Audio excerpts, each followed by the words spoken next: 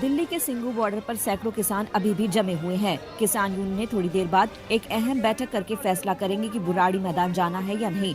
कल तक किसान यही कह रहे थे कि जगह मायने नहीं रखती है और वो सिंघू बॉर्डर पर ही जमे रहेंगे। किसान यहाँ से रामलीला मैदान या जंतर मंतर जाने को तैयार थे, लेकिन बुराड़ी जाने के बारे में उनमें इस बात को लेकर हिचक थी कि वो वहाँ से दबाव नहीं बना पाएंगे। लेकिन अब एक बैठक में इस पर आखिरी फैसला होगा।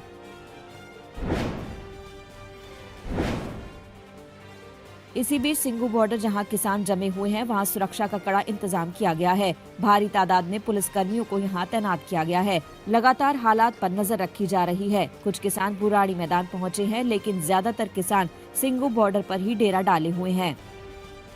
सिंघू बॉर्डर पर इस वक्त जो स्थिति है वो पिछले 2 दिनों से काफी जुदा है। अगर हम आज की बात करें तो आप देखिए कि किस तरह से जो पुलिस का बैरिकेड है, यानी जो हरियाणा और दिल्ली की सीमा है, उसमें कई मीटर दूर जो है वो किसान है और वहाँ पर एक खुद बैरिकेड है। यानी अब दिल्ली और हरियाणा की सीमा में ज़्यादा फर्क हो गया है, जिसमें गैप ज़्यादा हुआ है। उधर पंजाब के सीएम अमरिंदर सिंह ने भी किसानों से अपील की है कि वो दिल्ली पुलिस की बताई जगह पर जाकर धरना दें। उन्होंने अमित शाह से अपील का हवाला देते हुए कहा कि किसानों को उनकी बात मान लेनी चाहिए, क्योंकि बातचीत से ही रास्ता निकलेगा। भारतीय किसान यूनियन के नेता राकेश टिकैत ने कहा कि सरकार किसानों पर दबाव बनाने की कोशिश कर रही है। सरकार क्या करेगी अगर 3 दिसंबर को ही किसान सरकार के साथ बातचीत करने पर राजी न हो। उन्होंने कहा कि सरकार ये शर्त नहीं रख सकती कि किसान बुराड़ी मैदान जाएं, तभी बात होगी। कांग्रेस ने भी बुराड़ी मैदान जाने पर ही किसानों से बात करने की शर्त को लेकर ऐतराज जताया है। पार्टी के प्रवक्ता पवन खेड़ा ने कहा कि सरकार बातचीत के लिए शर्त नहीं रख सकती।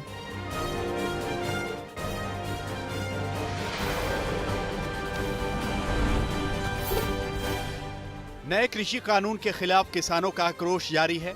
अभी भी दिल्ली के अलग अलग बॉर्डर पर किसानों का जत्था मौजूद है। किसान बॉर्डर पर ही बना खा रहे हैं। सिंघू बॉर्डर और बुराड़ी ग्राउंड पर डटे हैं। आक्रोशित किसान किसी भी हाल में पीछे हटने को तैयार नहीं। वो चाहते हैं कि सरकार कृषि कानून वापस ले। इस बीच किसानों से मिलने आम आदमी पार्टी के नेता और राज्यसभा सांसद संजय सिंह पहुंचे। आपको बता दें कि कुछ ही देर बाद किसानों की अहम बैठक भी होने वाली है, जिसमें किसान कुछ अहम फैसले ले सकते हैं। गृह मंत्री अमित शाह ने आंदोलनकारी किसानों से अपील की है कि वो अपना आंदोलन खत्म करें। गृह मंत्री ने कहा है कि 3 दिसंबर को वो किसानों से बातचीत करने के लिए तैयार हैं। बातचीत से पहले गृह मंत्री ने किसानों से दिल्ली पुलिस की तय की गई जगह पर शिफ्ट होने की अपील की है। गृह मंत्री ने कहा कि वहां किसानों को हर तरह की सुविधा मिलेगी। इन सब के बीच केंद्रीय मंत्री पीयूष गोयल ने कहा है कि पिछले साल की तुलना में 26 नवंबर तक 19% अधिक धान MSP पर खरीदा गया है। प्रधानमंत्री नरेंद्र मोदी ने 3 वैक्सीन प्रयोगशालाओं का दौरा किया। पीएम सबसे पहले अहमदाबाद के जायडस बायोटेक पहुंचे। यहां स्वदेशी वैक्सीन जायडस डी का परीक्षण हो रहा है।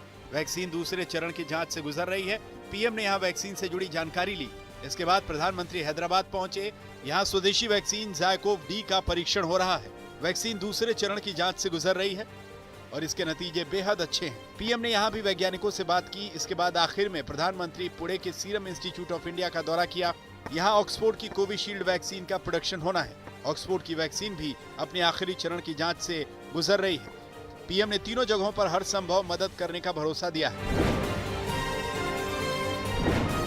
देश में कोरोना का खौफ लगातार बना हुआ है। बात अगर 24 घंटे की हो तो 42,000 से ज्यादा नए संक्रमित मिले हैं। इतना ही नहीं, पिछले 24 घंटे में 485 लोगों ने कोरोना से दम तोड़ा है, जबकि पिछले 24 घंटे में 41,000 से ज्यादा लोगों ने कोरोना को मात दी है। देश में अब तक 93,51,000 से ज्यादा लोग कोरोना संक्रमण का शिकार हो चुके हैं। अब तक कोरोना संक्रमण से 1,36,000 से ज्यादा लोग अपनी जान गंवा चुके हैं, जबकि 87 लाख से ज्यादा लोग देश में कोरोना को मात देकर ठीक हुए हैं। देश में अभी भी कोरोना से 4,54,000 से ज्यादा एक्टिव केस हैं। दिल्ली में कोरोना का कहर बदस्तूर जारी है। ताजा आंकड़ों पर अगर नजर दौड़ाएं तो दिल्ली में पिछले 24 घंटे में करीब 5,000 नए केस सामने आए हैं।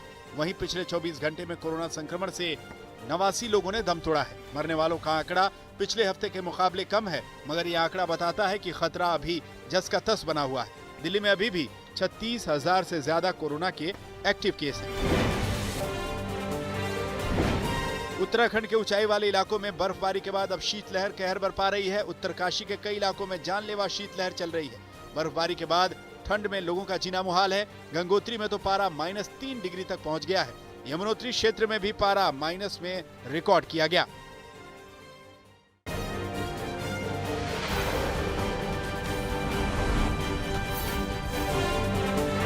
हैदराबाद निकाय चुनाव में बीजेपी और AIMIM के बीच जुबानी जंग तीखी हो गई है। सीएम योगी के हैदराबाद का नाम बदलने वाले बयान पर असदुद्दीन ओवैसी ने भड़काऊ बयान दिया है। ओवैसी ने कहा कि उनकी नस्लें तबाह हो जाएंगी, लेकिन नाम नहीं बदलेगा। दरअसल सीएम योगी ने चुनाव प्रचार के दौरान कहा था कि हैदराबाद को भाग्यनगर बनाकर विकास की नई बुलंदियों पर ले जाना है। इसी पर ओवैसी का ये बयान सामने आया है। जो शख्स जिस शहर को निस्बत हैदर कर्रार से है, उस शहर के नाम को तब्दील करने की बात कर रहा है। इंशाअल्लाह ताला उनकी नस्लें खत्म हो जाएंगी, नाम तब्दील नहीं होगा इंशाअल्लाह ताला। मगर जब कोई ये कह रहा है तो इसका हमको नोट लेना है। अगर हम अली के नाम लेवा है और अली के और आले रसूल के औलाद का सदका खाते हैं, तो हमको उन लोगों को पूरा जमहूरी तरीके से जवाब देना है कि इस शहर का नाम तो छोड़ो, हम तुम्हारा नाम तब्दील कर देंगे इंशाअल्लाह। हैदराबाद निकाय चुनाव में गृह मंत्री अमित शाह भी आज प्रचार करेंगे। हैदराबाद में दिन की शुरुआत भाग्य लक्ष्मी मंदिर में दर्शन से शुरू होगा। ये मंदिर 429 साल पुरानी हैदराबाद शहर की पहचान चार मीनार से सटा हुआ है। मंदिर में दर्शन के बाद अमित शाह सनत नगर, खैरताबाद और जुबली हिल्स इलाके में रोड शो करेंगे। 1 दिसंबर को हैदराबाद में निकाय चुनाव होना है। शिवसेना नेता और महाराष्ट्र सरकार में मंत्री आदित्य ठाकरे ने बीजेपी पर निशाना साधा है। आज तक से बातचीत में आदित्य ठाकरे ने कहा कि विपक्ष के नेता दिन में सपने देख रहे हैं, उन्हें देखने दीजिए। गठबंधन वाली ये सरकार चलेगी ही नहीं, बल्कि 5 साल का कार्यकाल भी पूरा करेगी। विपक्ष जो है वो ड्रीम रन में है, उन्हें अपने सपने देखने दो, ख्याली पुलाव पकाते रहने दो, लेकिन थक जाएंगे कभी ना कभी, और यही जो काम है उन पे कभी ना कभी तो फोकस करेंगे। जो लोगों की आवाज है उस पे कभी ना कभी फोकस करेंगे। एक महत्वपूर्ण चीज है कि देश में जो अभी की हालात है, कभी बॉर्डर पे कुछ होता है या कभी किसानों के विषय है, कभी उस पे ये विपक्ष ने कुछ आवाज नहीं उठाई है। जो पेट्रोल के दाम है, जो अलग अलग चीजों के विषय है, उस पे कभी नहीं आवाज उठाई। लेकिन एक ही उनका सपना है कि सरकार में आओ, सरकार बनाओ, सरकार बनाओ। तो मुझे लगता है कि ये लोगों को भी अभी साफ हो गया है कि काम कौन कर रहा है और सपने कौन देख रहा है। प्रधानमंत्री नरेंद्र मोदी आज सुबह 11 बजे मन की बात करेंगे। कोरोना वैक्सीन को लेकर पीएम मोदी मन की बात में देश के लोगों के साथ कई जानकारियां भी साझा कर सकते हैं। शनिवार को ही अहमदाबाद, हैदराबाद और पुणे की लैब में कोरोना वैक्सीन को लेकर पीएम मोदी दौरा कर चुके हैं। किसानों के आंदोलन पर भी प्रधानमंत्री मोदी मन की बात में बोल सकते हैं। आपको बता दें कि अपने दूसरे कार्यकाल में पीएम मोदी 18वीं बार मन की बात करने वाले हैं। बिहार के पूर्व डिप्टी सीएम सुशील मोदी 2 दिसंबर को राज्यसभा चुनाव के लिए नामांकन भरेंगे। इस दौरान बिहार के सीएम और जेडीयू अध्यक्ष नीतीश कुमार भी उनके साथ मौजूद रहेंगे। बीजेपी ने सुशील मोदी को बिहार से राज्यसभा के लिए उम्मीदवार बनाया है। बिहार में इस बार एनडीए की सरकार बनने के बाद भी सुशील मोदी को डिप्टी सीएम नहीं बनाया गया। उनकी जगह बीजेपी ने तारकिशोर और रेणु देवी को बिहार का उप मुख्यमंत्री पद दिया है।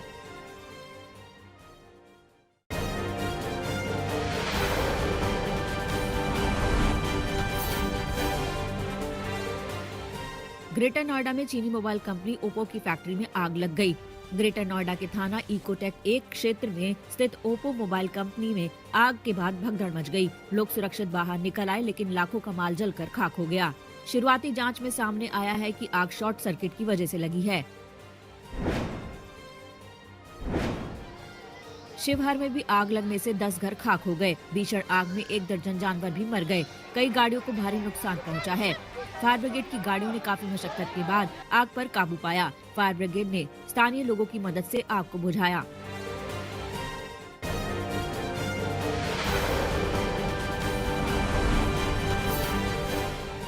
औरंगाबाद में पार्क के उद्घाटन को लेकर सदर विधायक आनंद शंकर और नगर परिषद के समर्थकों के बीच जमकर मारपीट हुई। दोनों नेताओं के समर्थकों में उद्घाटन को लेकर तू मैं शुरू हुई, मगर देखते ही देखते माहौल मारपीट का बन गया। मारपीट के बाद पार्क में चल रहे सांस्कृतिक कार्यक्रम को बंद कर दिया गया। ग्वालियर में किन्नरों का गुस्सा एक शख्स पर जमकर बरपा। किन्नरों ने आरोपी को बीच सड़क पर जमकर मारा, उसके कपड़े उतार दिए और सरेरा उसके बाल काटकर बीच बाजार जुलूस निकाला।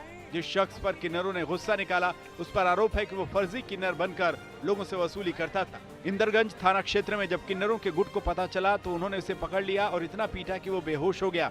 बेहोशी की हालत में किन्नर उसे सड़क पर छोड़कर भाग गए। अब पुलिस कार्रवाई की बात की जा रही है। कन्नौज में एक मंचले की पिटाई का वीडियो सोशल मीडिया पर वायरल हो रहा है।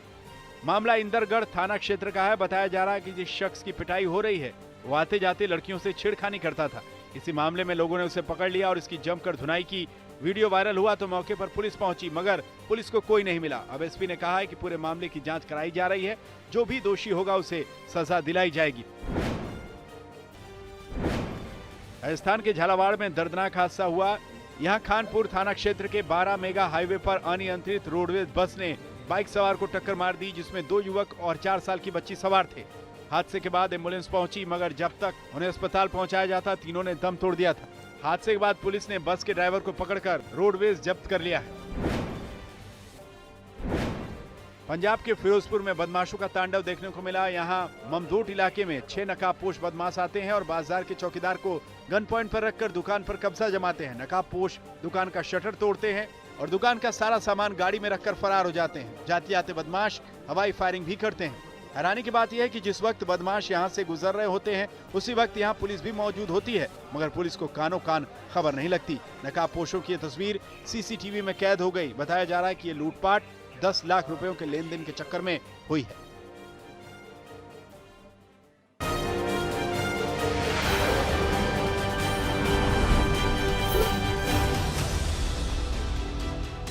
मथुरा में 8 साल की बच्ची से रेप के बाद हत्या का मामला सामने आया है। मामला वृंदावन कोतवाली का है। यहाँ 27 नवंबर को कोतवाली क्षेत्र के सुनरह की रहने वाली 8 साल की मासूम की रेप के बाद हत्या कर दी गई थी। आज पुलिस ने इस जघन्य हत्याकांड को अंजाम देने वाले आरोपी को गिरफ्तार कर लिया है। होशंगाबाद में लड़की के गुम हो जाने के बाद परिवार वालों ने हिंदू संगठनों के साथ मिलकर कलेक्ट्रेट दफ्तर के बाहर जमकर हंगामा किया। परिजनों का आरोप है कि नाम बदलकर एक मुस्लिम युवक ने उनकी लड़की को बहलाया फुसलाया और फिर उसे लेकर फरार हो गया। परिजन इसे लव जिहाद का मामला बता रहे हैं। परिजनों के मुताबिक आरोपी अमरोहा का है और अब पुलिस वाले मामले की जांच कर रहे हैं। लुधियाना के जलंधर बाईपास के पास पेट्रोल पंप पर मारपीट की तस्वीरें सीसीटीवी में दर्ज हुई हैं। तस्वीरों में दिख रहा है कि कुछ लोग पेट्रोल पंप कर्मचारी को बुरी तरह पीट रहे हैं। जानकारी के मुताबिक विवाद पेट्रोल भराने को लेकर शुरू हुआ था, मगर कुछ लोगों ने हंगामा बढ़ा दिया। आरोपियों ने अपने दोस्तों को भी बुलाया और कर्मचारियों को जमकर पीटा। इतना ही नहीं, कर्मचारियों ने आरोप लगाया है कि आरोपी उनका पैसा भी लेकर फरार हो गए। अब पुलिस सीसीटीवी की मदद से आरोपियों की तलाश में जुट गई है। बागपत में महिला ने 2 मौलवी तांत्रिकों और उनके 2 दोस्तों पर गैंगरेप का आरोप लगाया है। मामला बड़ौद कोतवाली क्षेत्र का है। महिला के मुताबिक उसे अपनी बातों में फंसाकर मौलवी उसे अपने साथ ले गए और तंत्र मंत्र करके उसके साथ गैंगरेप किया। इतना ही नहीं, महिला की माने तो तांत्रिकों ने महिला को गड़ा धन दिलाने की बात कहकर महिला के परिजनों से लाखों रुपए भी ठगे। महिला अब न्याय की गुहार लगा रही है, जबकि पुलिस मामले को पुराना बता रही है। मध्य प्रदेश के छतरपुर में एक महिला ने छेड़छाड़ से तंग आकर खुदकुशी कर ली। महिला ने कुएं में कूदकर जान दे दी। मामला लवकुश नगर थाना क्षेत्र के मड़वा गांव का है। बताया जा रहा है कि गांव का ही एक युवक महिला के साथ लगातार छेड़छाड़ कर रहा था। महिला ने उसकी शिकायत उसके परिजनों से की, लेकिन बजाय मानने के आरोपी ने गोली मारने की धमकी दी। इन्हीं बातों से परेशान होकर महिला ने कुएं में कूदकर जान दे दी। राजस्थान के पाली में दर्दनाक हादसा कैमरे में कैद हुआ है। देखिए कैसे जीप को ये युवक ओवरटेक करने की कोशिश करता है, मगर अचानक ही बाइक स्लिप होती है और ये जीप के नीचे गिर जाता है। शुक्र था कि जीप वाले ने समय रहते ब्रेक लगा दिया और इस शख्स की जान बच गई।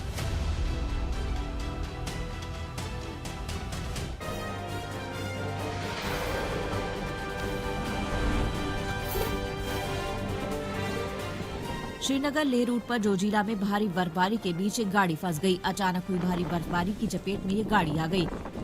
इसके बाद चला एक मुश्किल रेस्क्यू ऑपरेशन। कई घंटे तक ये रेस्क्यू ऑपरेशन चला। पुलिस और स्थानीय लोगों ने कई घंटे की मशक्कत के बाद गाड़ी में फंसे लोगों को बचाया।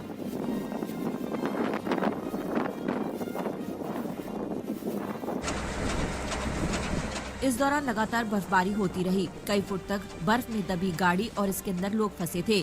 जिंदगी की ये जद्दोजहद लंबी चली। हालांकि शानदार कोशिशों की बदौलत इन लोगों को बचा लिया गया। भारी बर्फबारी के बीच से पुलिस ने आखिरकार इस गाड़ी को निकाल लिया। नमस्कार, मैं हूं अंजना ओम कश्यप। हमें उम्मीद है ये वीडियो आपको पसंद आया होगा। लेटेस्ट खबरों के लिए यूं ही देखते रहिए आज तक और इस वीडियो के पसंद आने पर लाइक, शेयर एंड सब्सक्राइब करना ना भूलें।